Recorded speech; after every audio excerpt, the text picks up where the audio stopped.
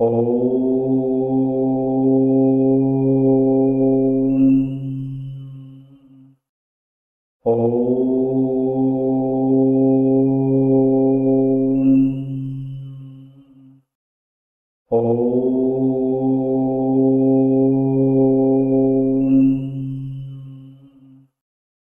धन्यवाद संध्याताई. गुरुर्ब्रह्मा गुरुर्विष्णू गुरुर्देव महेश्वरः. गुरु साक्षात परब्रह्म तस्मै श्री गुरवे नमः. या समूहातील सर्व श्रोत्यांना, ज्येष्ठांना, श्रेष्ठांना, अभ्यासकांना, साधकांना मनापासून नमस्कार.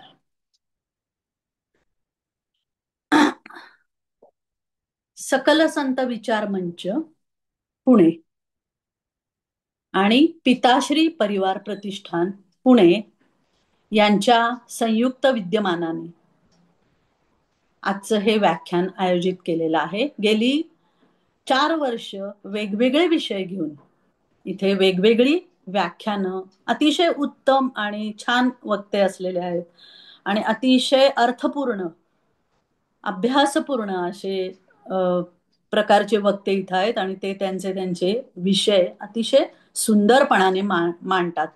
आता हे यावर्षी 25-26 हे यांचं 4थं वर्ष आहे या व्याख्यानमालेचं. आणि या व्याख्यानमालेचा विषय जो आहे तो आचार्य आणि त्यांचं तत्वज्ञान.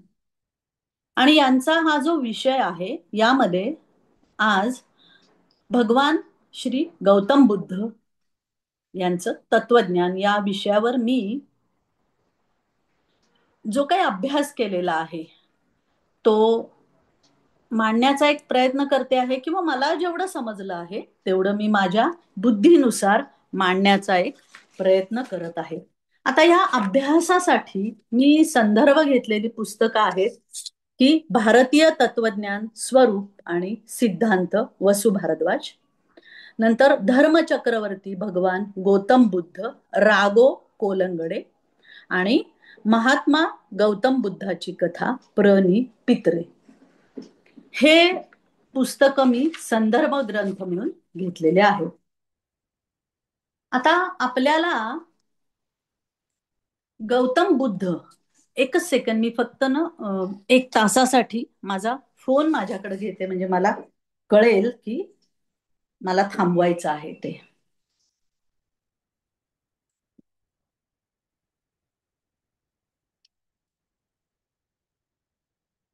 गौतम बुद्ध आपल्याला माहितीये भगवान हा जो आहे हा दशावतारात आपल्याला माहितीये की विष्णूचे 10 अवतार आहेत, त्यापैकी हा 9वा अवतार आहे, आपल्याला सगळ्यांना माहितीये. तर वैदिक धर्म जो आहे त्याच्यानंतर काय झालं, 2 विचारधारा कार्यरत झाल्या. एक म्हणजे जैन धर्म आणि दुसरं म्हणजे बौद्ध धर्म. आता हे गौतम बुद्ध जे आहेत हे राजघराण्यात जन्माला आले होते. त्यांच्या जीवनामध्ये कोणतीही कमतरता नव्हती. ते विवाहित होते, त्यांना एक मुलगा पण होता छोटासा, आणि वयाच्या 30व्या वर्षापर्यंत त्यांनी राजवाड्यात राहून त्यांचं आयुष्य हे काय म्हणतात त्याला व्यतीत केलेलं होतं.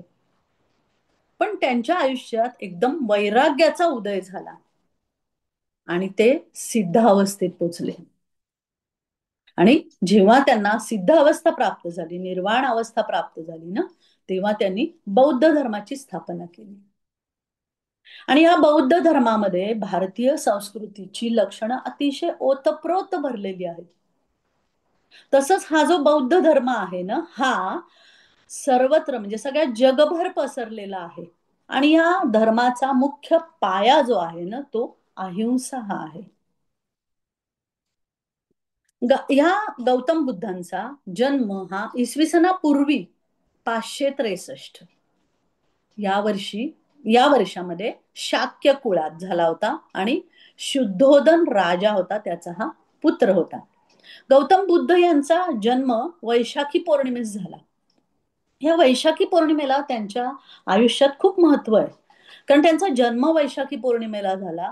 त्यांना ज्ञानप्राप्ती गया येथे अश्वत्थ वृक्षाखाली झाली, ती पण वैशाखी पौर्णिमाच होती. आणि ते सिद्धार्थचे बुद्ध, गौतम बुद्ध झाले, तथागत बुद्ध. आणि त्यांनी त्या निर्वाण तत्वाचा स्वानुभव घेतला आणि त्यांचं जे तत्वज्ञान आहे ते जगासमोर मांडलं. पण त्याच्यासाठी त्यांना अतोनात कष्ट सहन करावे लागलेले आहेत. नंतर इसवी सन पूर्व 483 मध्ये भगवान बुद्धांचं निर्वाण झालं. तोही दिवस होता वैशाखी पौर्णिमा. म्हणजे त्यांच्या चरित्राचं विचार करताना लक्षात येतं की त्यांच्या आयुष्यात राजयोग होताच. 30व्या वर्षापर्यंत ते राजवाड्यात राहिले होते, ते राजपुत्र होते म्हणून राजयोग होता. पण संन्यास योग सुद्धा होता.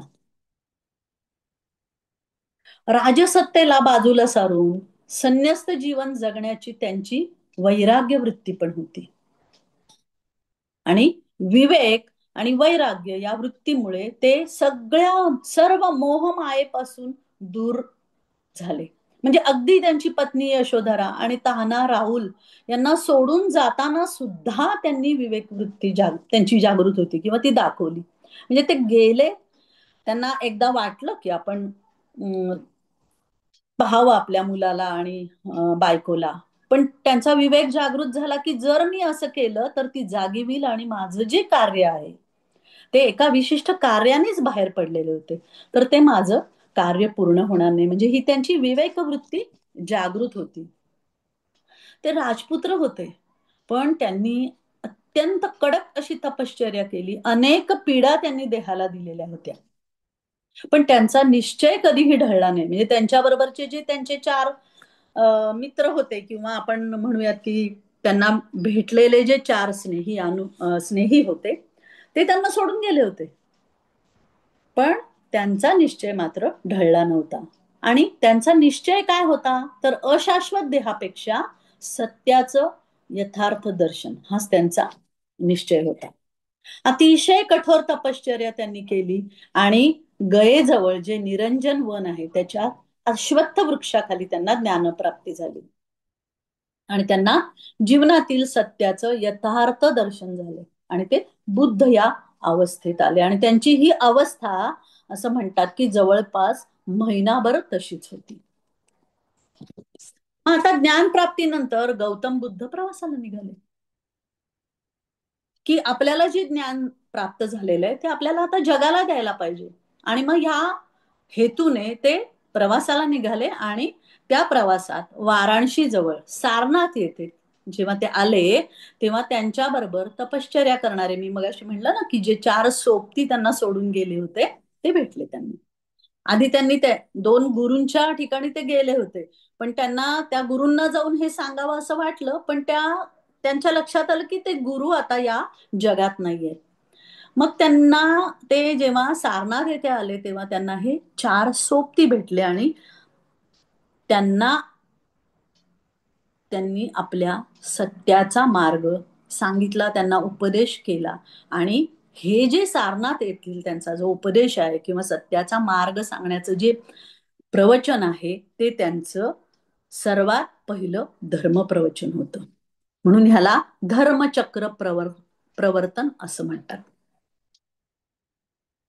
आता धर्मातील स्थित्यंतराचं एक चिन्ह म्हणून भारताच्या राष्ट्रध्वजावर जे अशोक चक्र आहे ना हे त्याचंच प्रतीक आहे. आता हे जे पहिले चार शिष्य गौतम बुद्धांबरोबर राहिले ते आणि गौतम बुद्ध यांनी मिळून धर्मकार्य किंवा धर्मप्रचार करण्यासाठी सुरुवात केली. असं त्यांचं धर्म प्रवर्तन किंवा धर्म उपदेश हा सुरू झाला.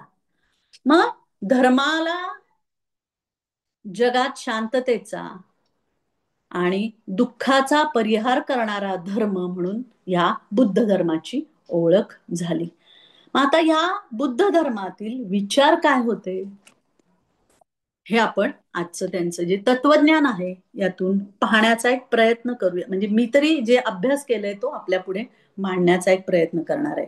त्याच्यामध्ये काही चुकलं असेल तर मला तुम्ही मोठ्या मनाने क्षमा करावी आणि माझी चूक वेळीच लक्षात आणून द्यावी, म्हणजे मला माझ्यात सुधारणा करता येईल. मुख्य म्हणजे चार आर्य सत्य त्यांनी सांगितली. त्याला तनु चतुष्ट असं म्हटलं जातं. आता ती आर्य सत्य म्हणजे काय, तर जी बुद्धांनी प्रथम उपदेशात आपल्या त्या चार शिष्यांना दिली ती चार सत्य आहेत.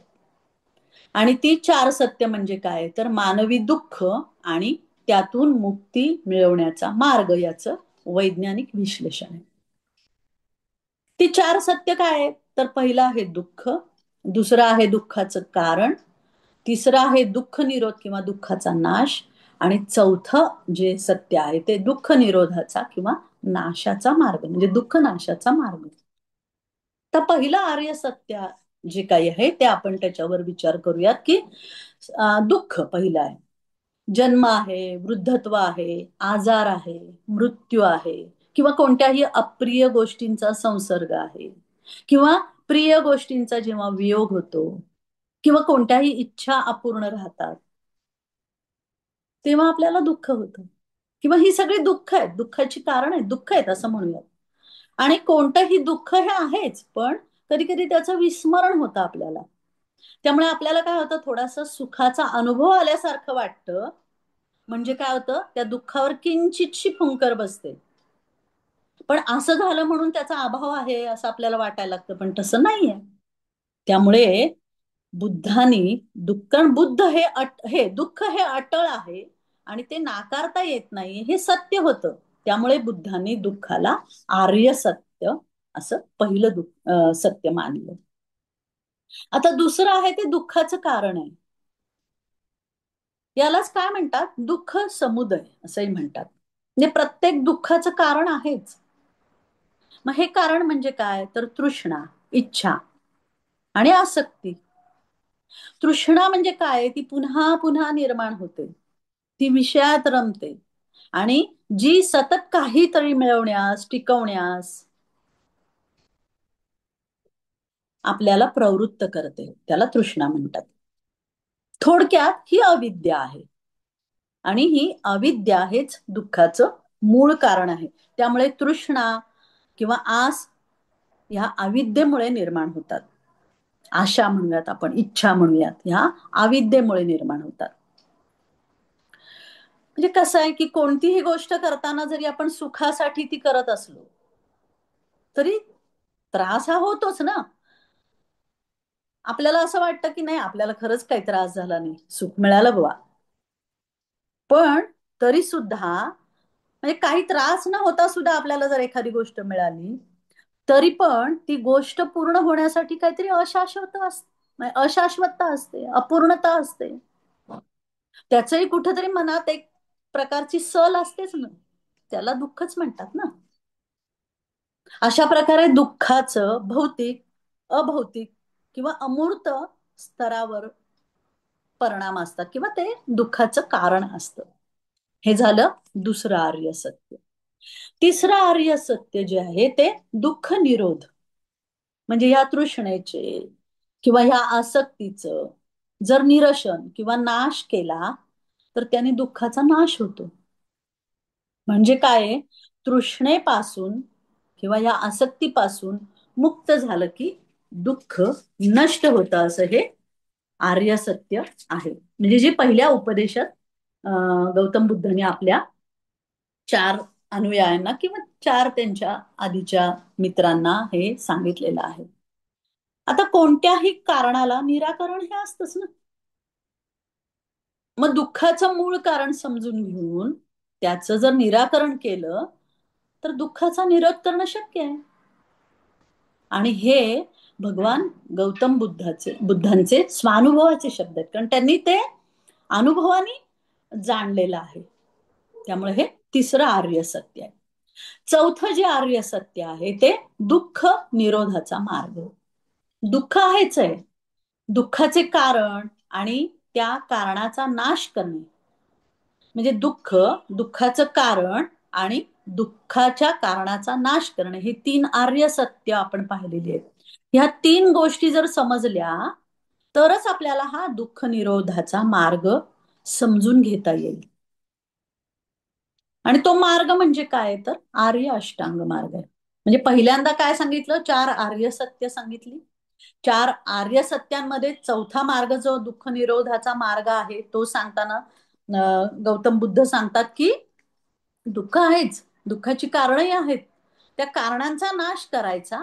आणि मग त्या कारणांचा नाश, हे जर हे तीन मार्ग समजले तरच आपल्याला हा दुःख निरोधाचा मार्ग समजून घेऊन मग आपल्याला आपली काय म्हणतात त्याला, निर्वाण स्थिती किंवा जी काही आहे त्याच्याकडे आपल्याला जाता येईल. म्हणजे थोडक्यात काय आहे, दुःखाच्या नाशासाठी हा अष्टांगिक मार्ग आहे, अष्टांग मार्ग सांगितलेला आहे. म्हणजे काय, 8 अंग आहेत या मार्गाची. आणि ही अंग सगळी सम्यक आहेत. सम्यक म्हणजे म्हणजे सम्यक, प्रत्येक अंग, 8 अंग जी सांगितलेले त्याच्या आधी सम्यक हा शब्द उच्चारायचा. हा शब्द असतोच. सम्यक ह्याचा अर्थ शुभ. म्हणजे या मार्गात सम्यक दृष्टी आहे. आठ मार्ग सांगितलेत. सम्यक संकल्प आहे, सम्यक वचन किंवा वाचा आहे, सम्यक कर्म आहे, सम्यक अजीविका आहे, सम्यक व्यायाम आहे, सम्यक स्मृती आहे आणि सम्यक समाधी आहे. ती जी अष्टांग मार्गाची 8 अंग आहेत. ह्या सगळ्यांना मिळून काय होतं, दुःख विरोधगामिनी प्रतिपाद्य असं म्हणतात. आता आपण ह्या 8 मार्गांचा, म्हणजे पहिली 3 आर्य सत्य पाहिली आणि चौथं जे आर्य सत्य आहे त्याच्यासाठी गौतम बुद्धांनी हे 8 किंवा अष्टांगिक मार्ग सांगितलेला आहे. त्याचा आपण एका एका मागे आपण विचार करूयात. आता पहिली आहे ती सम्यक दृष्टी. आपण पाहिलं सम्यक म्हणजे काय आहे, शुभ आहे. आता गौतम बुद्ध काय सांगतात की दुःख, दुःखाचं कारण, दुःखाचा निरोध किंवा नाश आणि दुःख निरोधाचे मार्ग याचं ज्ञान असायला पाहिजे, म्हणजे सम्यक दृष्टी. म्हणजे जीवन दुःखमय आहे हे जाणून दुःखाचं जे स्वरूप आहे ते विवेकाने समजून घेणे आणि त्यातून बाहेर पडण्यासाठी जो काही मार्ग आहे त्या मार्गाची पण माहिती करून घेणे याला सम्यक दृष्टी म्हणतात. थोडक्यात काय, जीवन जग कसे आहे हे योग्य रीतीने समजून घेणे, दुःख काय आहे हे पण समजून घेणे आणि त्याचे कारण काय आहे हे पण समजून घेणे आणि मग त्यातून मुक्तीचा मार्ग नीट समजून घेणे, ह्या सगळ्या पूर्ण संकल्पनेला काय म्हणतात, तर सम्यक दृष्टी. आता इथं जर चुकीचा दृष्टिकोन आहे ना तो टाळायला पाहिजे असं गौतम बुद्धांचं मत आहे. आता आपण एक व्यवहारातलं उदाहरण घेऊयात म्हणजे आपल्याला सम्यक दृष्टी समजेल. की आता समजा परीक्षेत अपयश आलं तर दुःख होतं ना आपल्याला, किंवा आपल्या कोणत्याही कामात अपयश आलं तर आपल्याला दुःख होतं. मग सम्यक दृष्टी काय सांगते की मी जर प्रयत्न केले तर हे दुःख नष्ट होईल. म्हणजे मी पुन्हा प्रयत्न केले ते अपयश न येण्याचे किंवा ते अपयश भरून काढण्याचे, तर ते त्या अपयशामुळे येणारं दुःख नष्ट होईल.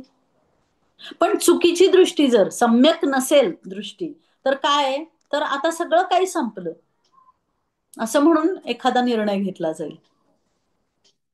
म्हणून सम्यक दृष्टी खूप महत्वाची आहे. म्हणजे दुःखावर मात करण्यासाठी सम्यक दृष्टी असणं अतिशय आवश्यक आहे. हा झाला अष्टांग मार्गातला पहिला मार्ग. आपण दुःखाच्या आर्य सत्य जे आहेत त्याच्याबाबत बोलत आहोत आणि ते निवारण करण्यासाठीचा हा अष्टांग मार्ग आहे. दुसरा आहे सम्यक संकल्प. संकल्प याचा अर्थ काय आहे, तर मनात किंवा बुद्धीत निर्माण झालेला निर्णय. मग तो निर्णय काय करतो, आपले विचार आणि कर्म यांना मार्गदर्शन करतो. आता एकदा दुःखातून बाहेर पडण्याचा निश्चय झाला की त्याच्यासाठी संकल्प झाला असं म्हणतो आपण, किंवा त्यासाठी संकल्प आवश्यक असतो असं म्हणतो. पण आता संकल्प केला आपण, पण त्यापूर्वी स्वतःच्या चित्ताची शुद्धी होणे पण आवश्यक असतं ना. मग चित्ताची शुद्धी म्हणजे काय? तर स्वतःची विचारधारा बदलायला लागेल. विचारधारा बदलायची म्हणजे काय? अविद्येने जे आपल्यावर, चित्तावर संस्कार झालेले आहेत त्याचा त्याग करणे आणि त्या ठिकाणी नवीन संकल्प स्थापन करणे. म्हणजे आता आपल्या मनामध्ये जे आहे,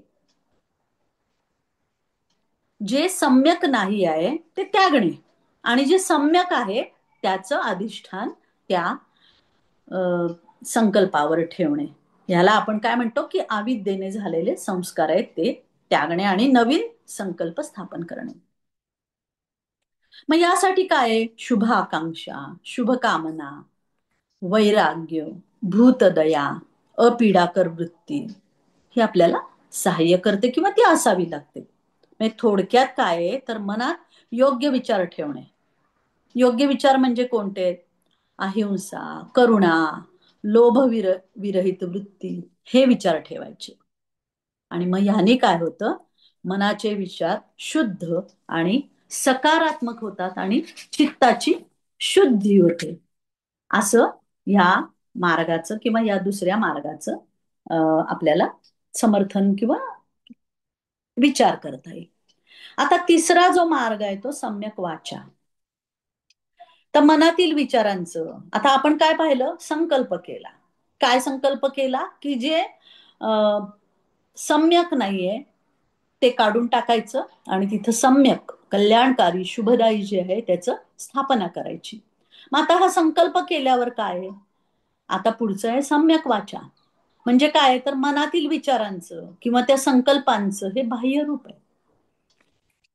ह्या बौद्ध धर्मानुसार वाचा शुद्ध असणं हे खूप महत्वाचं आहे. कारण ते वाचा हा कर्माचाच भाग मानतात. कारण वाचेमुळेच प्रभाव पडतो ना. त्यामुळे नेहमी सत्य, योग्य आणि अल्प बोलणं आवश्यक आहे. त्याबरोबर इतरांची निंदा करणं, कटू शब्द वापरणं, अकारण बडबड करणं ह्या गोष्टी पण त्याज्य आहेत किंवा या टाळाव्यात असं ह्या सम्यक वाचामध्ये सांगितलेलं आहे. कारण त्या टाळल्या तर त्यामुळे काय होतं? विवाद टळतात. आता विवाद त्या जर टाळल्या नाहीत तर विवाद होतात आणि चित्तात क्षोभ वाढतो आणि चित्तशुद्धी हे तर आपलं महत्वाचं संकल्पना आहे, मार्ग आहे. मग चित्तात क्षोभ वाढून द्यायचा नसेल तर हे सगळं टाळायचं. निंदा करणे, कटू शब्द बोलणे, अकारण बडबड करणे. म्हणजे थोडक्यात काय सांगता येईल की खोटं नाही बोलायचं, निंदा नाही करायची. हे दोन भाग ह्या सम्यक वाचा यामध्ये येतात. आता पुढचा अष्टांग मार्गातला चौथा मार्ग म्हणजे सम्यक कर्म. कर्म म्हणजे काय? तर कृती. आता नुसतं बोलून कृती होत नाही. बोलण्यासारखं आचरण होणं गरजेचं असतं. बरोबर आहे? म्हणजे आता संकल्प केला आपण, आपली चित्तशुद्धीची आपली प्रक्रिया सुरू झाली. आता जी आपल्याकडून होणारे कृती ती पण सम्यक कर्म होणारे, ते सम्यक होणारे म्हणजे बोलण्यासारखं जे आचरण आहे. वाचेने आपण ठरवलं की आपण आता शुद्ध व्हायचं. मग ती कृती केली, शुभ संकल्प केला, मग तो कृतीत येणार. कृतीत आणणं आवश्यक आहे. मग आता ती कृती करताना काय केलं पाहिजे? हिंसा किंवा दुराचार होत नाही ना याची खात्री करायला पाहिजे. हे थोडक्यात काय? खोटंही न बोलणे आणि हिंसा पण न होऊ देणे आणि अकारण अनावश्यक गोष्टींचं चिंतन न करणे आणि इंद्रिय संयमन या सर्व गोष्टींचा सम्यक कर्म याच्यामध्ये समावेश होतो. पुढचा जो अष्टांग मार्गातला मार्ग आहे पाचवा, तो आहे सम्यक आजीविका. आजीविका म्हणजे उपजीविकेचा मार्ग. त्यामुळे काय? योग्य तेच कर्म करून आपला चरितार्थ चालवणे हा त्याचा अर्थ आहे. म्हणजे थोडक्यात काय? हिंसा करून उपजीविका करू नये. म्हणजे उदाहरणार्थ जुगार न खेळणे, शस्त्र किंवा अंमली पदार्थांचा व्यापार न करणे किंवा कसाई काम करून पैसे न मिळवणे हे सम्यक आजीविका. म्हणजे वाईट कृत्य करून आपला संसार किंवा आपली उपजीविका चालवायची नाही, हे मुख्य सम्यक आजीविका या मार्गात येतं. सम्यक व्यायाम. आता इथं व्यायाम म्हटलं की आपल्या डोळ्यासमोर येतो ते शारीरिक श्रम. आपण जे कवायत करतो किंवा धावाधावी, पळापळी, चालणं. तर शारीरिक श्रम हा अर्थ इथे नाहीये. तर इथं काय आहे, मन किंवा चित्तासाठी व्यायाम आहे. म्हणजे मनामध्ये किंवा चित्तामध्ये योग्य ते विचार धारण करणे म्हणजे व्यायाम, हा इथला अर्थ आहे. म्हणजे योग्य विचारांची धारणा मनात करणे म्हणजे काय, साधकाने बाह्य स्तरावर सबळ असून चालत नाही, तर आंतरिक सुद्धा सबळ होणं गरजेचं आहे. त्याच्यासाठी प्रयत्न करायला पाहिजे. त्याच्यासाठी वाईट विचार दूर ठेवायला पाहिजेत आणि वरचे जे सगळे 5 मार्ग आहेत ते अवलंबायला पाहिजेत. असं या मार्गाचं उपदेश आहे किंवा सांगणं आहे. 7वं आहे सम्यक स्मृती. स्मृती किंवा स्मरण कशाचं करायचंय? तर हे सगळं दुःखमय आहे. हेच अखंड स्मरण ठेवायचं. सगळं क्षणिक आहे. ह्याचं अखंड भान ठेवायचं. आणि हा मानव देह आहे, हा नश्वर आहे आणि ह्या देहामुळे ही दुःख भोगावी लागतात. याचंही अखंड स्मरण ठेवायचं. असा हा उपदेश आहे सम्यक स्मृती. आणि 8वा मार्ग आहे. आता ह्या 7 मार्गापर्यंत आल्यावर 8वा मार्ग सांगितलेला आहे तो म्हणजे सम्यक समाधी. आता अष्टांग मार्गामध्ये ह्या मार्गाने साधक जेव्हा म्हणजे या 7 मार्गाने किंवा या 8व्या पण समाधी मार्गाने साधक जेव्हा आचरण करतो ना, तेव्हा त्याचं फळ किंवा त्याचा परिणाम म्हणजे त्याला एक अवस्था प्राप्त होते आणि त्या अवस्थेला समाधी अवस्था असं म्हणतात. हा झाला 8वा मार्ग. आता या गौतम बुद्धांनी समाधीच्या 4 अवस्था सांगितलेल्या आहेत. आपण जेव्हा विपश्यना या विषयावर बोलणार आहोत तेव्हा या आपल्याला 4 अवस्था त्यावेळेस सांगूयात. आता आपण फक्त या अवस्था 4 आहेत एवढंच लक्षात घेऊ. आणि मग ह्या समाधी अवस्थांमुळे किंवा या 4ही अवस्थांमुळे किंवा या समाधी अवस्थेमुळे परम शांतीचा अनुभव येतो. आणि ही परम शांतीची अवस्था प्राप्त करणं हाच समाधी मार्गाचा मुख्य हेतू आहे. असा या अष्टांग मार्ग उपदेश गौतम बुद्धांनी केला. मग आता हा अष्टांग मार्ग उपदेश जो आहे याचं जर सार काढायला गेलं या आठ मार्गांचं, तर त्याचं सार 3 गोष्टींमध्ये करता येतं. म्हणून त्याला त्रिरत्न म्हणतात. म्हणजे या अष्टांग मार्गाला आटोपशीरपणा आणण्याकरता त्याचे 3 भाग केले. पहिला भाग जो आहे तो सम्यक ज्ञान किंवा प्रज्ञा. दुसरा भाग आहे सम्यक, हा शब्द सगळीकडे येणार कारण ते कल्याणकारी, हितकारी, शुभकारक असा आहे. सम्यकशील आणि सम्यक समाधी म्हणजे ह्या 8 मार्गांचा यामध्ये समावेश आहे 3 गोष्टींमध्ये. तर सम्यक प्रज्ञा किंवा सम्यक ज्ञान म्हणजे काय, तर आपल्याला केवळ बुद्धीने कळलेली गोष्ट नसून तिच्या स्वरूपाचं ज्ञान होणं हे गरजेचं आहे. तर सम्यक दृष्टी आणि सम्यक संकल्पाने होणारे जे ज्ञान आहे ते पूर्णपणे समजून घेणे ह्याचा अर्थ प्रज्ञा. म्हणजे काय, माझे स्वरूप हे मीपणाच्या जाणीवेतून निर्माण होतं हे समजायला पाहिजे. आणि हेच माझेपण किंवा मी पण हे दुःखाचं मूळ कारण बनतं. मी किंवा माझे म्हणजे माझे शरीर, माझं मन, माझे सुखदुःख, माझा अनुभव या ज्या आहेत या सगळ्या भावना यात येतात. मरणाची भीती वाटते, अहंकार बळावतो यामुळे, मी आणि माझेपणामुळे. आणि हेच सगळं दुःखाचं मूळ आहे. मग काय करायचं, तर मी आणि माझेपण या वृत्तीतून सुटका करून घेण्याचं जे ज्ञान आहे किंवा जी गरज आहे ते ज्ञान होणे म्हणजे प्रज्ञा, स्थिर किंवा सम्यक होणे असा याचा अर्थ आहे. म्हणजे ह्याच्यामध्ये काय आहे, सम्यक दृष्टी आणि सम्यक संकल्पाचा समावेश आहे. आणि ज्ञान कुठलं व्हायला पाहिजे, मी आणि माझेपण हे सुटका करून घेण्याचं ज्ञान.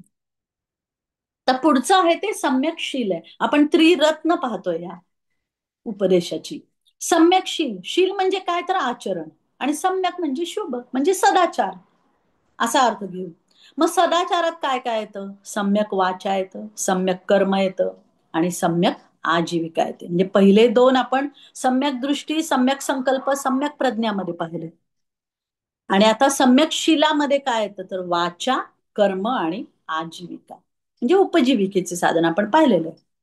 आणि हे सगळं मिळून काय होतं तर शील बनतं.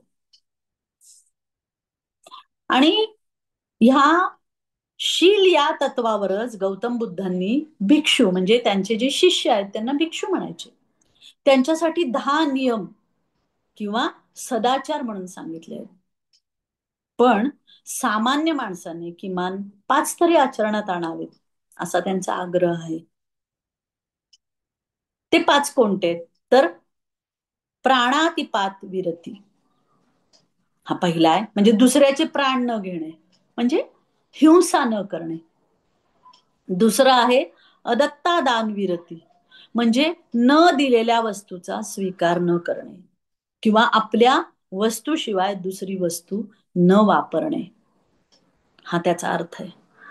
तिसरं आहे काम मिथ्याचार विरती म्हणजे अवैध मार्गाने कामपूर्ती न करणे. भिक्षूंसाठी दिलेले हे नियम आहेत त्यांच्या तत्वज्ञानात. चौथा आहे मृषावाद विरती म्हणजे खोटं न बोलणे. पाचवा आहे सुरामयी रेय प्रमाद स्थान विरती म्हणजे अपेय पान न करणे. त्यामुळेच तर जेव्हा म्हणजे हे सगळे गौतम बुद्धांनी स्वतः अनुभव घेतलेले आहेत, स्वतः आचरणात आणलेले आहेत. कारण अ, हे जे आपण म्हणतो की नाही की खोटे न बोलणे हे जेव्हा त्यांचे ते शिष ते 4 सारनाथला जेव्हा त्यांना ते 4 त्यांचे मित्र भेटतात तेव्हा त्यांना ते सांगतात की मला ज्ञान प्राप्त झालंय. पण त्या त्यांचा असा विश्वास बसत नाही म्हणजे ते म्हणतात की शक्यच नाही कारण ते सोडून जातात ना ते फार चरित्रात खोलात जायला नकोय आपण. पण ते म्हणतात की तुम्हाला माहिती की मी खोटं कधीच बोलत नाही तेव्हा त्यांचा विश्वास बसतो असं त्यांच्या चरित्रात आहे. तर म्हणजे ते स्वतः खोटं कधीच बोलत नव्हते हे त्यांनी स्वतः आचरणात आणलेलं आहे. म्हणजे हा जो त्यांचा तत्वज्ञानाचा जो मार्ग आहे हा त्यांनी स्वतःच्या स्वानुभवावर मांडलेला मार्ग आहे. मग हे जे 5 मार्ग 10 मार्ग सांगितलेले आहेत किंवा 10 काय म्हणतात त्याला नियम आहेत पण आपण हे 5 नियम महत्वाचे मानू आणि हे किमान 5 तरी प्रत्येकाने आचरणात आणायला पाहिजे म्हणून याला गौतम बुद्ध पंचशील शील म्हणजे सदाचार म्हणून 5 पंचशील असं म्हणतात त्यांच्या तत्वज्ञानामध्ये. आता थोडं आपण इथे पाहूयात की बुद्धांच्या प्रमाणे किंवा बुद्धांच्या तत्वज्ञान गौतम बुद्धांच्या तत्वज्ञानामध्ये हा मध्यम मार्ग आहे असं म्हणतात. तर जे प्र. पित्रे यांचं जे मत आहे म्हणजे मी जे पुस्तकाचा संदर्भ घेतलाय त्यांनी त्यांनी हा मध्यम मार्ग आहे असं का सांगितलेलं आहे तर वैदिक धर्मात हिंसा करू नये हे सांगितलंय पण ती मनानेही करू नये असं सांगितलंय किंवा अपरिग्रहता म्हणजे साठवणूक किंवा संग्रह करणे ह्याचाही उल्लेख आहे. म्हणजे वैदिक मार्ग जो आहे तो खडतर आहे आणि म्हणून हा जो पंचशील मार्ग आहे हा मध्यम मार्ग आहे असं प्र. न. पित्रे यांचं त्यांच्या पुस्तकात मांडलेलं मत आहे. म्हणजे खूप कसं मध्यम म्हणजे काय खूप खडतर पण नाहीये आणि खूप लिबरल पण नाहीये म्हणजे स्वैराचारी पण मार्ग नाहीये आणि खूप कष्टदायी. कारण बुद्धांनी स्वतःच्या आयुष्यात अतिशय कष्ट केले म्हणजे शेवटी त्यांच्या देहामध्ये काही म्हणजे तो असं फुंकर मारली तरी निघून जाईल असाही मार्ग पण त्यांना ज्ञान प्राप्त झालं नाही. त्यांनी सगळं योग मार्ग शिकला सगळं हठयोगी केला पण त्यांना प्राप्त झालं नाही ज्ञान. म्हणून त्यांनी जेव्हा त्यांना प्राप्त झालं ज्ञान बोध झाला तेव्हा त्यांनी हा मध्यम मार्गाने झाला हा त्यांचा अनुभव असल्यामुळे हा मध्यम मार्ग त्यांनी अवलंबला. आता सम्यक समाधी ही जी आहे ना ही तिसरं जे आपण म्हणजे त्रिरत्न पाहिलं ना त्यातली ही तिसरं सम्यक समाधी ही रत्न तिसरं रत्न आहे. समाधी म्हणजे काय तर चित्ताची समतोल अवस्था आहे. आता प्रज्ञा आणि शील यांच्या अभ्यासानंतर काय होतं दुःख निरोध म्हणजे दुःखाचा नाश शनय शनय होत जातो. आता ही जी आहे ही बुद्ध धर्मातली किंवा बुद्ध तत्वज्ञानातली एक संकल्पना आहे. म्हणजे दुःख निरोध म्हणजे काय? दुःखाचा अंत किंवा दुःखावर नियंत्रण शनय शनय म्हणजे हळूहळू हळू एकदम होत नाही. दुःख हळूहळू हळू कमी होत जाते.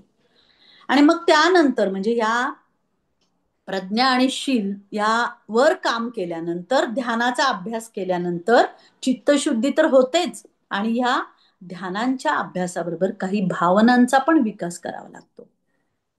आणि त्या भावना म्हणजे काय? पातंजल योग सूत्रामध्ये सुद्धा सांगितलेलं आहे. त्या भावना म्हणजे मैत्री, सर्वांशी प्रेमाने राहणे. करुणा म्हणजे इतरांच्या दुःखाविषयी मनापासून सहानुभूती वाटणे किंवा जाणीव ठेवणे. मुदिता म्हणजे दुसऱ्यांच्या सुखात मनापासून सुख मानणे. म्हणजे हर्ष, आनंद, समाधान ही जी भावना आहे ती प्रसन्न स्थितीसाठी खूप महत्वाची आहे. आणि मग त्यामुळे काय होतं? मत्सर, असूया यांचा लोप होतो. त्यामुळे मुदिता हा ही एक भावना आपल्याला विकसित होते किंवा करावी लागते. उपेक्षा, पाप आणि आसक्ती याबाबत उपेक्षा बाळगणे म्हणजे अवहेर करणे त्यांचा. पाप नाही करणे आणि त्या अवहेर करणे आसक्तीचा. तसंच निरपेक्षता, मनाची शांतता किंवा तटस्थ अवस्था ही विकसित करणे म्हणजे उपेक्षा आहे. आणि या चार भावना जेव्हा चित्तामध्ये स्थिरावतात तेव्हा सम्यक अशा समाधीचा विकास होतो, असं गौतम बुद्धांचं मत आहे. म्हणजे मैत्री, करुणा, मुदिता, उपेक्षा ह्या ज्या चार भावना समाधी मध्ये विकास करावा लागतो समाधी ध्यानाच्या अभ्यासामध्ये, त्या या चार भावनांना ब्रह्मविहार असे म्हणतात. आता या दुःख विरोधाचा जो मार्ग सांगितलेला अष्टांग मार्ग सांगितलाय, आपली त्रिरत्न आपण पाहिली त्यातली. आता हा मार्ग अनुसरण्यासाठी आत्मिक बल पण लागतं. त्यामुळे भिक्षूंनी खालील मंत्र अनुसरावा असं पित्रे यांच्या पुस्तकात सांगितलेलं आहे. बुद्धम शरणम गच्छामी, संघम शरणम गच्छामी, धम्मम शरणम गच्छामी. नाही त्यांना आत्मिक बल मिळेल, अंतस्थ बल. आता आपण गौतम बुद्धांचे अतिशय महत्वपूर्ण असे तात्विक सिद्धांत काय आहेत हे पाहू. पहिल्यांदा आपण चार सत्य, आर्य सत्य पाहिली, अष्टांगिक मार्ग पाहिला, आणि त्या अष्टांगिक मार्ग म्हणजे त्रिरत्नात या अष्टांगिक मार्गाचा झालेला समावेश पाहिला. आता त्यांचं तत्वज्ञानातला महत्वाचे सिद्धांत पाहूया. निदान हा पहिला सिद्धांत आहे. दुसरा सिद्धांत आहे प्रतित्य समुत्पाद. तिसरा आहे अनात्मवाद. चौथा आहे निर्वाण. पाचवा आहे क्षणभंगवाद. आणि सहावा आहे शून्यवाद. आपण एक एक हळूहळू पाहत जाऊया. निदान म्हणजे कारण परिणाम यांचा सिद्धांत म्हणजे यांचा सिद्धांत ज्याच्या आधारावर दुःखाचा जन्म होतो आणि संसाराचा प्रवाह सुरू राहतो, हे कसं होतं हे समजावून सांगितलेलं आहे ह्या निदानमध्ये, सिद्धांतात. तो आपण आता हे सहा सिद्धांत आपण एक एक एक एक करून पाहणार आहोत. तर निदान, निदान म्हणजे काय? तर दुःखांची कारण. निदान याचा अर्थ आपण करतो ना, कोणत्याही रोगाचं निदान करतो म्हणजे त्या रोगाची कारण शोधून काढतो आणि त्याच्यावर इलाज करतो. तसंच हे दुःखांचा निदान म्हणजे कारण निश्चित करायची. आता गौतम बुद्ध चार आर्य सत्य सांगतात आणि त्या आर्य सत्यांचं जे ज्ञान आहे ते ज्ञान ज्यांना नसते ना, ती माणसं भ्रमात राहतात असं सांगतात. हा भ्रम कोणता असतो? तर मी शाश्वत आहे, मला कोणतंही दुःख स्पर्श करणार नाही असं वाटत असतं त्यांना. आणि ह्यालाच काय म्हणतात? तर अविद्या म्हणतात. आणि मग ह्या अविद्या हेच मूळ आहे, यातूनच पुढे दुःखांची साखळी बनते. कारण जेव्हा मी माझे असं जेव्हा व्यक्ती म्हणत असते ना, तेव्हा त्या व्यक्तीचा अहंकार वाढतो आणि ह्या अहंकाराचा परिणाम म्हणजे त्याचं दुःख वाढतं. मग ही जी दुःख आहे ती गौतम बुद्धांनी या दुःख निर्मितीची 12 कारणं शोधली आणि त्यामुळे याला द्वादश निदान असं म्हणतात. या 12 मध्ये सर्वात प्रथम अविद्या आहे, दुसरा आहे संस्कार, तिसरा आहे विज्ञान, चौथा आहे नामरूप, पाचवा आहे षडायतन, नंतर स्पर्श, वेदना, तृष्णा, उपादान, भव, जाती आणि जरामरण, अशी ही 12 कारण आहेत. तर सुरुवातीला काय? अविद्या, मूळ कारण आहे म्हणून सुरुवात. तर गौतम बुद्धांच्या मते अविद्येचा अर्थ म्हणजे काय? त्यांनी जी 4 आर्य सत्य सांगितलेली आहेत त्यांना न जाणणे, म्हणजे भ्रम, म्हणजे अज्ञान. दुसरं आहे ते संस्कार आहे, म्हणजे कर्मगुण, संचित कृती असा त्याचा अर्थ आहे, किंवा विकार असं म्हणूयात आपण. आता हे 3 प्रकाराने होतात: शरीर, वाणी आणि कृती. यांना गौतम बुद्ध काय म्हणतात? काय संस्कार, वाणी संस्कार आणि चित्त संस्कार. कारण आहेत बरं काही, म्हणजे 12 कारण शोधली दुःख निर्मितीची. तिसरं आहे ते विज्ञान, ह्याला चेतना म्हणतात, म्हणजे स्वतःची किंवा इतर वस्तुजाताची होणारी जाणीव. वस्तुजात म्हणजे काय? समान गुणधर्म असणाऱ्या वस्तू किंवा घटकांचा समूह. म्हणजे माणसं आहेत तर माणसांमधली तो माणसांचा समूह, त्याला वस्तुजात म्हणतात. म्हणजे अस्तित्वाची जाणीव असणे असा ह्याच्यात अर्थ आहे. नामरूप म्हणजे शारीरिक आणि मानसिक घटक आहेत. हे विज्ञानाचं अपत्य आहे, कारण एकदा का जाणीव झाली की रूप आणि नामाचं कार्य घडतं. मनाची निर्मिती म्हणजे नाम आणि शरीराची निर्मिती म्हणजे रूप. त्यामुळे ह्याला विज्ञानाचं अपत्य म्हणलं जातं. आपण पाहणार आहोत अजून पुढे. त्याच्यानंतर षडायतन पुढचं आहे ते, म्हणजे 6 इंद्रिय, त्यांचा जो विषय आहे त्याचा समूह. 6 इंद्रिय आणि त्यांच्या विषयांचा समूह. मग नामरूपातून पुढे काय होतं? 5 इंद्रिय आणि 6वं म्हणजे मन, अशी 6 इंद्रिय निर्माण होऊन त्यांची त्यांची कार्य करतात. स्पर्श ही जी इंद्रिय आणि मन यांचा विषयांशी असणारा संबंध, त्याला स्पर्श म्हटलं जातं. यातून दुःख निर्माण होतं. ही 12 कारण आहेत दुःख निर्मितीची. वेदना म्हणजे विषयांशी इंद्रियांचा संबंध आला की सुख दुःख या वेदना किंवा अनुभव निर्माण होतात, त्याला हे एक कारण आहे दुःख निर्मितीचं. तृष्णा म्हणजे वेदनांपासून दूर राहता आलं नाही तर तीव्र इच्छा निर्माण होतात.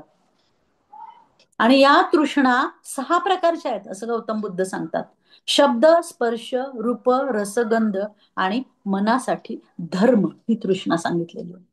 आणि तृष्णा नाश केला तरच दुःखाचा नाश होतो. उपादान म्हणजे तृष्णेची अत्यंत पराकोटीची स्थिती म्हणजे उपादान, आसक्ती. याचेही 4 प्रकार सांगतात: काम, मिथ्यादृष्टी, शीलव्रत आणि आत्मवाद. यांनी दुःख निर्मिती होते. भव, अस्तित्व. भव याचा अर्थ अस्तित्व. आपल्याला खूप खोलात जाता येणार नाहीये, कारण तत्वज्ञान थोडक्यात मांडायचंय म्हणून घाईघाईत मी हे सगळं सांगते. भव म्हणजे अस्तित्व. सर्व आसक्तींमुळे, कर्मांमुळे जन्म घ्यावा लागतो, त्या कर्माला भव म्हणतात. आणि हे सुद्धा 3 प्रकारचे आहेत: काम, रूप आणि अरूप. जाती, जाती म्हणजे जन्म, पुन्हा जन्माला येणं म्हणजे जाती, असं गौतम बुद्धांच्या मते दुःखाचं कारण आहे. कारण दुःख जन्माला आलं की दुःख आहेच ना. मुळात जन्मल्यापासूनच, जन्माच्या वेळेपासूनच दुःखाची सुरुवात आहे. जरामरण म्हणजे वृद्धत्व आणि मृत्यू, हे एक कारण आहे दुःखाचं. जन्म झाल्यावर देह हा मिळतो आणि त्या देहात बदल होत जातात, म्हणजे वार्धक्य येतं. देह हळूहळू हळू बदलत जातो, परिवर्तन होतं. आणि मग काय होतं? नंतर एका कालानंतर त्याला मृत्यू होतो. असं हे जरामरण हे दुःखाचं कारण आहे. आणि ही सर्व 12 निदान किंवा ही कारणं एकमेकांशी कारण परिणाम संबंधाने जोडलेली आहेत. प्रत्येक कारणाचा उदय हा मागील कारणावर अवलंबून आहे. आणि त्यामुळेच संसाराचा हा जो प्रवाह आहे ना, अखंड चालू राहतो, म्हणून याला भवचक्र असं म्हणतात. आणि या सर्व कारणांचा जो परस्पर संबंध आहे, म्हणजे कारण आणि त्याचे कार्य यांचा संबंध आहे, त्याला प्रतित्य समुत्पाद असं म्हणतात बौद्ध धर्मात किंवा बौद्ध तत्वज्ञान. आता प्रतित्य समुत्पाद म्हणजे काय पाहूयात आपण.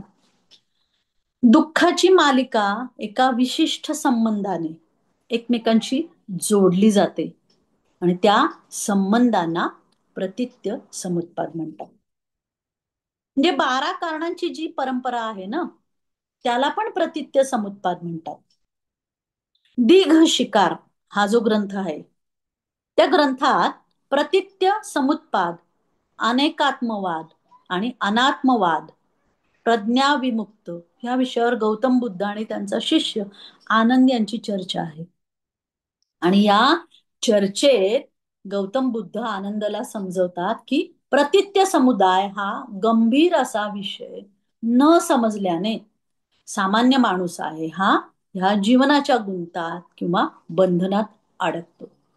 आणि या बंधनापासून सुटण्यासाठी हा विषय त्याने शांतपणे समजून घेणं गरजेचं आहे किंवा महत्वाचं आहे.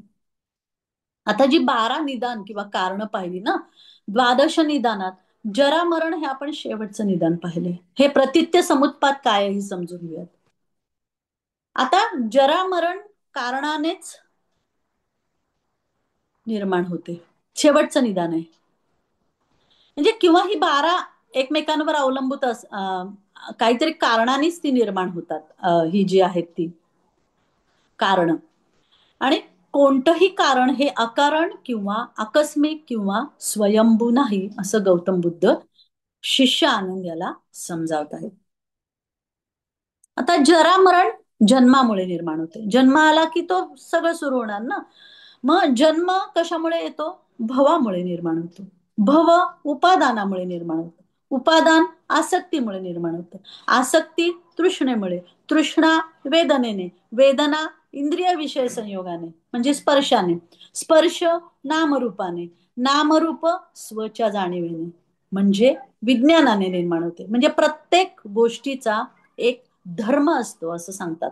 किंवा ती जी गोष्ट आहे, हे ती गोष्ट जी आहे ही ज्यामुळे कळते ना, त्याला धर्म म्हणतात.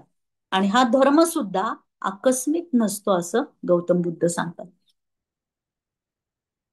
जे उत्पन्न होते ते विनाश पावते असंच ते चालत असतं. म्हणजे काय?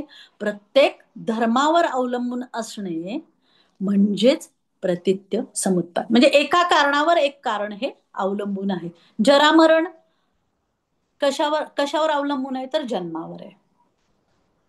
आपण पाहिलं ना, जन्म कशावर आहे? तर भवामुळे. भव कशावर आहे? उपादानामुळे. ह्यालाच प्रतित्य समुत्पाद असं म्हणतात. तर इथे एक गोष्ट महत्वाची लक्षात घेण्यासारखी आहे की निरनिराळ्या धर्माला, इथं गौतम बुद्धांचं एक तत्वज्ञान आहे ते थोडक्यात आपण समजून घेऊयात की निरनिराळ्या धर्माला आधार असणारे द्रव्य एकच आहे असं नाहीये ते म्हणतात.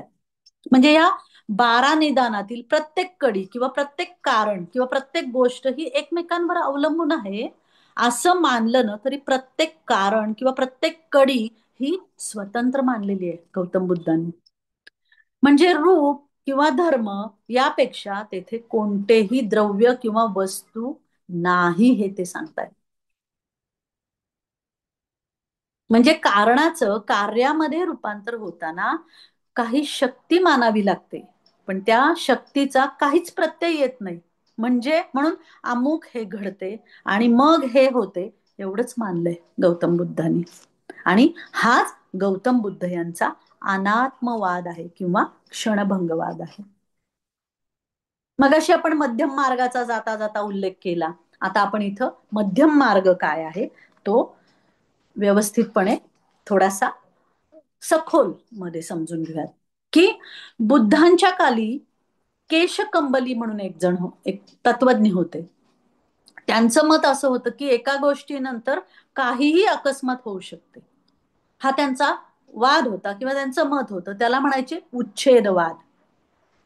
म्हणजे सर्व बदलांच्या मागे शाश्वत तत्व असते असा एक वाद होता किंवा असं एक तत्वज्ञान होतं. त्याला म्हणायचे आत्मवाद.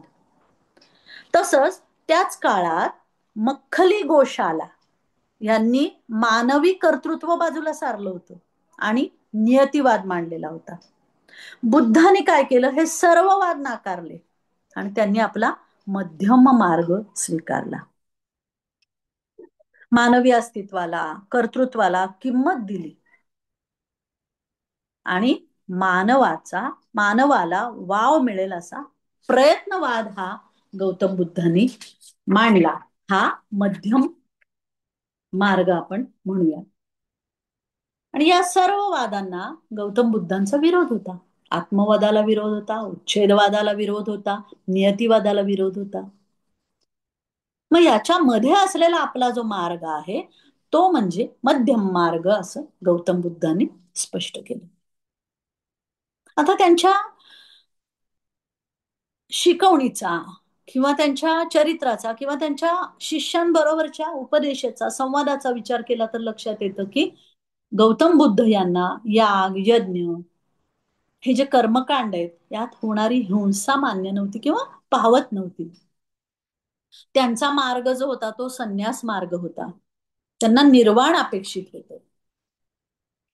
मुक्तता म्हणजे दुःखातून मुक्तता ही निर्वाण संकल्पना आहे. करुणा ही त्यांची मध्यवर्ती संकल्पना होती. त्यांच्या चरित्रामध्ये आपल्याला ते खूप वेळा काही गोष्टींमधून लक्षात येतं की करुणेने त्यांनी तंटा होऊन द्यायचा नाही, हिंसा होऊन द्यायची नाही. म्हणजे करुणेने ते सगळ्या जगाकडे पाहत होते. आणि त्यांच्या दृष्टीने निर्वाणप्रत जाण्याची शरणता खूप महत्वाची आहे. आणि त्यांनी निर्वाण मार्ग याच बेसिसवर किंवा या आधारावर त्यांना बोध झाला या मार्गाचा. अष्टांग मार्ग हे त्यांच्या ध्येयाचं साधन होतं. आपण पाहिलं देहदंड देणे चूक असं त्यांचं मत होतं. कारण त्याने काय मन शुद्ध होत नाही. तसंच वासनापूर्तीने हे ते शुद्ध होत नाही.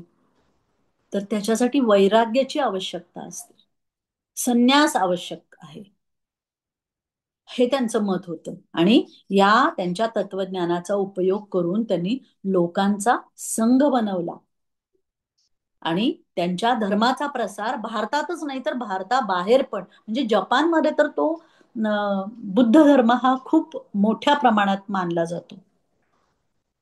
अशा प्रकारे त्यांनी त्यांच्या धर्माचा प्रसार केला आपण पाहतो. मग त्यांच्या ह्याच्या महत्वाचं काय होतं, सर्व नश्वर आहे, अनित्य आहे, अनात्मा आहे असंच त्यांचं मत होतं. श्रेय मिळवणे हे ध्येय नसावे तर श्रेय मिळवण्याच्या मिठीतून सुटणं आवश्यक आहे हे त्यांचं मत होतं. आणि हा जो म्हणजे श्रेय मिळवण्याच्या मिठीतून सुटण्याचा प्रयत्न एक नाही तर अनेक जन्मात झाला तरी चालेल, पण हा प्रयत्न यशस्वी करायला पाहिजे, प्रयत्न यशस्वी होईल असाच तो करायला पाहिजे असंच त्यांचं मत होतं. जगाचा द्वेष करून प्रश्न सुटत नाही, त्याच्यासाठी करुणाभाव हवा होता. रती हे एक टोक तर विरक्ती हे दुसरे टोक नसावे, तर विरक्ती ही करुणामय भावाने भारलेली असावी असं त्यांचं मत होतं. आणि ह्याच सगळ्या तत्वज्ञानाला मध्यम मार्ग म्हटलं जातं. आणि हा मार्ग आचरण्यास कठीण आहे, त्याला परम कौशल्य लागते, कौशल लागते. कौशल म्हणजे कौशल्य आणि स्वास्थ्य दोन्ही, पण असा हा मध्यम मार्ग आहे.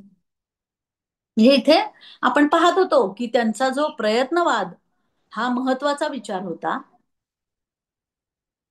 त्यांनी नियतीला महत्व दिलं नाही.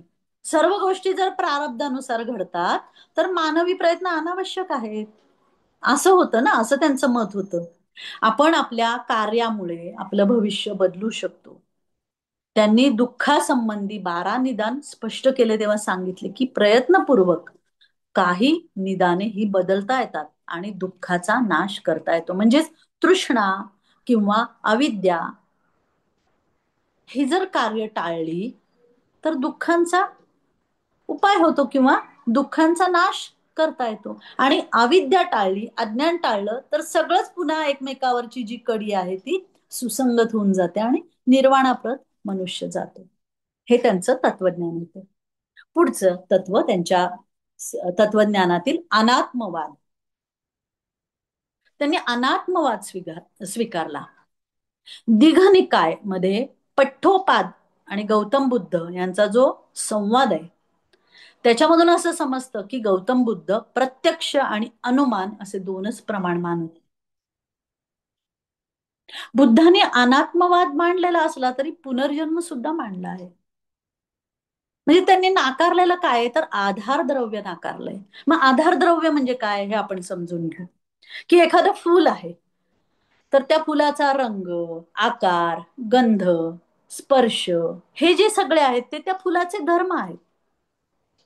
म्हणजे हे फूल म्हणजे या सर्व धर्माचा संघात आहे, असं गौतम बुद्धांचं तत्वज्ञान सांगतं. मग या फुलाचे हे सगळे धर्म जर वगळले, तर फूल म्हणून काही शिल्लक राहत नाही. म्हणजे येथे आधारभूत असं कोणतंही द्रव्य राहत नाही, हाच त्यांचा अनात्मवाद होता. आणि हा जो नियम आहे, हा जर सजीवांना लावला तर आत्मा नाही हेच सिद्ध होते. मग त्यांनी पुनर्जन्म मानलेला आहे. पुनर्जन्म कोणाचा? तर ते सांगतात की पुनर्जन्म हा वासनांच्या प्रवाहामुळे होतो.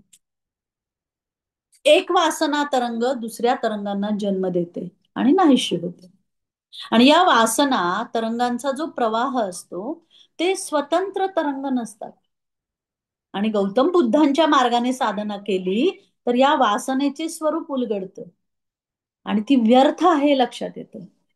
आणि वासना व्यर्थ आहे म्हणजेच तृष्णाही नाहीशी होते आणि निर्वाण स्थिती निर्माण होऊ शकते.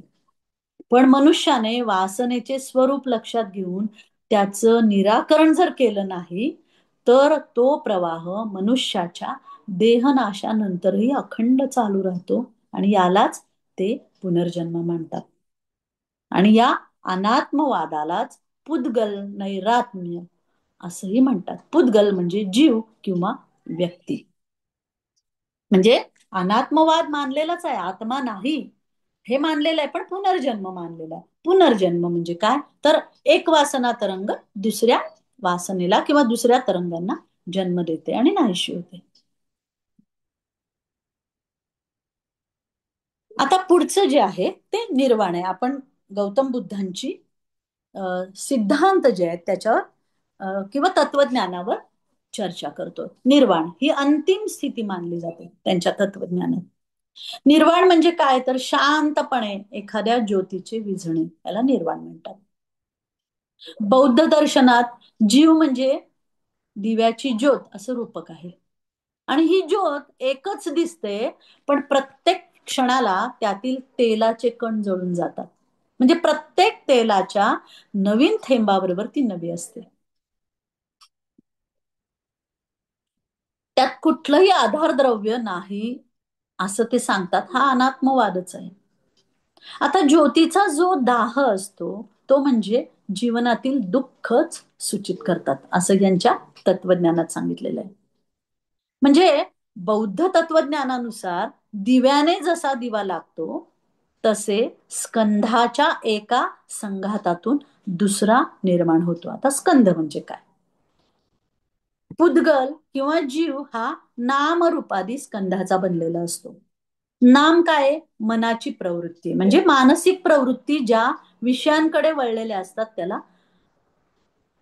नाम असं म्हणतात. तर रूप ही देहाची प्रवृत्ती आहे म्हणजे जड पदार्थ ज्याला दुःखांची बाधा होते त्याला रूप म्हटलेलं आहे. मग पुद्गल म्हणजे काय? नामस्कंद म्हणजे नामाचा तो समूह, स्कंद म्हणजे समूह अधिक रूपस्कंद मिळून पुद्गल. आणि पुद्गल म्हणजे जीव. म्हणजे जीव हा रूप, वेदना, संज्ञा, संस्कार, विज्ञान या 5 स्कंदांचा बनलेला आहे. यात रूप म्हणजे काय आहे? तर भौतिक व्यक्तित्व आहे किंवा त्याचा अंश आहे. वेदना म्हणजे काय? तर भावना आहे. सुख दुःख या इत्यादी या संवेदना आहेत. संज्ञा म्हणजे काय? तर वस्तूची जाणीव आहे. संस्कार म्हणजे काय? तर वासनात्मक प्रवृत्ती आहे. आणि विज्ञान म्हणजे केवळ धर्माचा समुदाय. मग त्यामुळे व्यक्तित्वाचे ओझे फेकून द्यावे ही बुद्धांची शिकवण आहे. आणि जे आपोआप नाश पावत नाही त्यासाठी निश्चयाने बुद्धीने प्रयत्न करून त्याचा निरोध करायला पाहिजे हे पण त्यांचं सांगणं आहे. आणि यालाच प्रतिसंख्या निरोध असं म्हणतात. आणि बुद्धांच्या मार्गाने साधना केली तर यात तृष्णेचा पूर्णपणे क्षय होतो आणि मग जी स्थिती राहते त्या स्थितीला निर्वाण असं म्हणतात. आता इथे एक प्रतिसंख्या निरोध हा शब्द आलेला आहे. मी तो मुद्दामून अ, जेव्हा पुद्गल हे दिलं ना स्पष्टीकरण, तेव्हा तो वाढवला नाही निर्वाणपर्यंत येऊन. तर प्रतिसंख्या निरोध म्हणजे काय? तर कोणताही प्रवाह असेल तर त्यात सतत काहीतरी प्रक्रिया सुरूच असते. मग त्यामध्ये एक प्रत्यय किंवा धर्म, धर्म म्हणजे आपण पाहिलं की वस्तूमधील गुण, स्थिती, वैशिष्ट्य, स्वभाव. मग हा धर्म काही क्षणासाठी असतो आणि नंतर लगेच दुसरा धर्म निर्माण होतो. जुने गुण हे नष्ट होऊन नवे गुण निर्माण होतात. उदाहरण घेऊयात म्हणजे आपल्याला हा प्रतिसंख्या निरोध काय आहे कळेल. उदाहरणार्थ दुधाचं दही होणं, म्हणजे दुधाचा धर्म नष्ट झाला आणि दह्याचा धर्म सुरू झाला. हे दुधाच्या पासून दह्याचं निर्माण होण्यामधलं जे तत्व आहे, तोच तेच तत्व चित्तातील वृत्तींसाठी पण असतं. म्हणजे एक वृत्ती नाश पावते आणि दुसरी वृत्ती उगम पावते, आणि त्यामुळे काय होतं, वासना निर्माण होतात. आणि बुद्ध तत्वज्ञान सांगतं की या वासनांचा बुद्धीने विचार करून निरोध करणे आणि विनाश करणे, त्यामुळे काय होतं, तर नवीन प्रवाह निर्माण होत नाही. जेव्हा या संपूर्ण वासनांचा नाश केला जातो, म्हणजे एका वासनेतून दुसरी वासना अशी निर्माण होते, जी साखळी निर्माण होते ती होत नाही. याला काय म्हणतात, प्रतिसंख्या निरोध म्हणतात. म्हणजे थोडक्यात आपल्या गीतेमध्ये नाही का स्थितप्रज्ञ वृत्ती जी सांगितलेली आहे, ती वृत्ती म्हणजेच बुद्धांची ही निर्वाण अवस्था, हाच बुद्धांचा शून्यवाद. आता क्षणभंगवाद बघूयात, की सर्व धर्म हे क्षणिक आहेत, अनित्य आहेत. धर्म म्हणजे गुण बर का, असं आहे. आपण जे मगाशी पाहिलं फुलाचे धर्म म्हणजे त्याचा रस, रंग, रूप, असं ह्या अर्थाने आहे. मग बुद्धांच्या मते कोणत्याही वस्तूकडून क्रिया प्रतिक्रिया या असल्याच पाहिजेत. मग वस्तू म्हणजे काहीतरी घडवण्याचे सामर्थ्य ज्यात आहे ती गोष्ट, म्हणजे काय, याला अर्थक्रियाकारित्व म्हणतात. आणि या गोष्टीतील सामर्थ्य, कृती करण्याची शक्ती, हीच त्या गोष्टीची खरी ओळख असते, अस्तित्व असते. बाकी त्याच्या अस्तित्वाला काहीच अर्थ नसतो. आणि प्रत्येक क्षणी वस्तूचा धर्म बदलतो, ह्यालाच क्षणभंगवाद म्हटला जातो. आणि हा जो नियम आहे हा चित्तालाही लागला जातो. चित्ताच्या वृत्ती सुद्धा क्षणाक्षणाला बदलत असतात. बघा ना, आपलं पण क्षणभंगूर आहे ना, म्हणजे आता आपलं हे आहे तर नंतर तो विचार येतो, आता ही वासना आहे तर नंतर ती वासना येते. क्षणाईकम क्षणाईकम असं म्हटलं जातं. हा क्षणभंगवाद आहे. शून्यवाद, गौतम बुद्ध यांच्या तत्वज्ञानात त्यांनी सर्व काही नाकारलंय. म्हणजे वैदिकाने जगताचे अस्तित्व जे शाश्वत नाही म्हणजे मिथ्या आहे म्हणून नाकारलं आहे, पण बुद्ध तत्वज्ञानाने मात्र जाणीवेचे अस्तित्व सुद्धा नाकारले. उदाहरण घेऊ म्हणजे आपल्याला हा शून्यवाद लक्षात येईल. माती आणि घट. आता घट म्हटलं तर काय, त्याच्यामध्ये मातीचे प्रत्येक कण दिसतात, म्हणजे त्या घटात मातीचेच कण दिसतात प्रत्येक. आणि माती म्हणावी तर ते संघातात मातीच्या अनेक कणांचा समूह दिसतो. घटाचा आकार म्हणजे एक समूह आहे ना सगळ्या मातीच्या कणांचा, अशा स्वरूपात ते दिसतं. म्हणून तिथं अमुक हे आहे असे न मानता ते काहीच नाही असं मानणे, ह्याला शून्यवाद म्हणतात. तर गौतम बुद्ध यांचं निर्माण झाल्यावर अनेक पंथ निर्माण झाले. बौद्ध धर्मात हीनयान पंथ, महायान पंथ असे मुख्य दोन पंथ निर्माण झाले, आणि या दोन मुख्य पंथातून चार उपपंथ निर्माण झाले. हीनयान या पंथातून वैभाषिक आणि सौत्रांतिक, तर महायानातील योगाचार व माध्यमिक. पण हे सगळे जरी पंथ उपपंथ असले तरी बुद्धांची जी सामायिक तत्व आहेत ती सर्व पंथांना मान्य होती. वैचारिक फरक होता फक्त. आता आपण एक 5 मिनिटासाठी बुद्ध आणि योग साधना म्हणजे ध्यान विपස්සना पाहूया. सर्वात मोठी साधना पद्धती आहे ध्यान पद्धत. म्हणजे गौतम बुद्धांनी श्वासालाच ध्यानाचे आलंबन म्हणजे आधार बनवला आहे. सुखासनात बसायचं, स्वतःच्या श्वास प्रश्वासाकडे लक्ष द्यायचं म्हणजे विपश्यना. सुत्त पिटकात बुद्धांचे सर्व उपदेश जे सूत्रबद्धपणे एकत्रित केले आहेत, त्यापैकी दीघनिकाय या ग्रंथात संपूर्ण उपदेश आणि गौतम बुद्ध आणि त्यांचे शिष्य यांचे जे संवाद आहेत, त्यामधील महासतिपट्ठाण सुत्तामध्ये या विपश्यनेचा उल्लेख आहे. सतीपट्ठाण म्हणजे मृत्यूपस्थान. याचा अर्थ सतत जागरूक किंवा साक्षी राहणे. स्मृतीला साक्षात समोर ठेवून अनुभव घेतला तर साधकाला अंतर्दृष्टी प्राप्त होते. त्यालाच प्रज्ञाचक्षु उघडणे असं म्हणतात. आणि ह्या प्रज्ञाचक्षुद्वारे साधकाने पंचस्कंद, स्कंद म्हणजे आपण पाहिलं ना, रूप, वेदना, संज्ञा, संस्कार आणि विज्ञान, अनित्यता, दुःख स्वरूप, अनात्म स्वभावाचे दर्शन घेत जायचं. यालाच म्हणतात विपश्यना किंवा विदर्शन असं याला म्हटलं जातं. साधकाने काय करायचं? स्वतःचं शरीर, मन प्रमादरहित म्हणजे जागरूकतेने शुद्ध करायचं, निर्मळ करायचं, निर्विकार करायचं आणि मग परम सत्याचा साक्षात्कार घ्यायचा. यामध्ये काय आहे? कायानुपश्यना भावना, वेदनानुपश्यना भावना आणि चित्तानुपश्यना भावना आणि धर्मानुपश्यना भावना यांचा समावेश होतो. आपण जे 4 समाधी मगाशी सुरुवातीला उल्लेख केला होता ना, त्या या आहेत. काया म्हणजे शरीर, म्हणजे शरीरातील प्रत्येक क्रियेविषयी साक्षी राहायचं आणि त्यापासून दूर व्हायचं. सुखदुःख या वेदनांचा अनुभव घ्यायचा, पण तो सुद्धा काय? अतिसावध राहून साक्षीपणाने. राग, द्वेष, मोह असे विकार मनात आले की सावधपणाने, साक्षीपणाने त्यांना जाणायचं. म्हणजे ते विकार स्वतःच नष्ट होतात. सगळीकडे साक्षीपणा, सावधपणा याचा अनुभव घ्यायचा.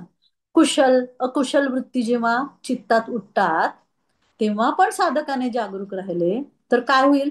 कामुकता, द्रोह या वृत्ती नष्ट होऊन त्यांच्या ठिकाणी श्रद्धा, स्मृती, समाधी, प्रज्ञा या सगळ्या कुशल वृत्ती वाढतील. हा गौतम बुद्धांचा स्वतःचा अनुभव आहे. स्वानुभवावर त्यांनी ती समाधी, विपश्यना ही सांगितलेली आहे, किंवा हे ध्यान किंवा हे समाधी कशी करायची, समाधीमध्ये काय काय पाहायचं, साक्षीत्वाने याबद्दलच सांगितलेलं आहे. आता पांडुरंग शास्त्री, बुद्ध हा दशावतारातले 9वा अवतार होता. आपण अगदी सुरुवातीला म्हटलंच. पांडुरंग शास्त्री आठवले यांचं दशावतार हे पुस्तक आहे. त्या पुस्तकामध्ये या अवताराबद्दल सांगताना त्यांनी जे सांगितले ते मला फार पटलं. ते सांगतात की संघम शरणम गच्छामी, धम्मम शरणम गच्छामी आणि बुद्धम शरणम गच्छामी हे या धर्माचं आधारसूत्र आहे. गौतम बुद्धांचं जे तत्वज्ञान आहे ते 4 प्रकारचं आहे, म्हणजे माध्यमिक, सौत्रांतिक, वैभाषिक आणि योगाचार. आणि त्यांच्या तत्वज्ञानांच्या 3 शाखा आहेत: क्षणिकम क्षणिकम, विज्ञानम विज्ञानम, शून्यम शून्यम. आपण आता जे सगळं पाहिलं त्याच्यामध्ये हे सगळं आहे. गौतम बुद्धांनी धर्म प्रचाराची अतिसुंदर आणि भव्य अशी कल्पना दिलेली आहे. धर्मसंघ स्थापना करून धर्म समाजात कसा घेऊन जावा याचे सुंदर मार्गदर्शन केलं आहे. भिन्न भिन्न संप्रदायात असणारी जी सगळी संकुचित वर्तुळ त्या काळी होती, ती गौतम बुद्धांनी दूर केली आहे. आणि प्रत्येक जीव हा दिव्य बनला पाहिजे आणि सर्व दिव्य बनले पाहिजेत. पण नाही बनले, कमीत कमी म्हणजे दिव्य नाही बनले तर निदान नीतिमान तरी बनले पाहिजे. हा त्यांचा अट्टहास आहे किंवा हा त्यांचा तत्वज्ञानाचा पाया आहे. आणि परोपकार, दया, प्रेम करा हाच संदेश गौतम बुद्ध यांनी दिलेला आहे. अशा या दिव्य दशावतारातील 9व्या अवताराला मी वंदन करते आणि इथेच माझं जे काही मला अभ्यासातून मांडता आलं ते मी पूर्ण करते. जय जय रघुवीर समर्थ.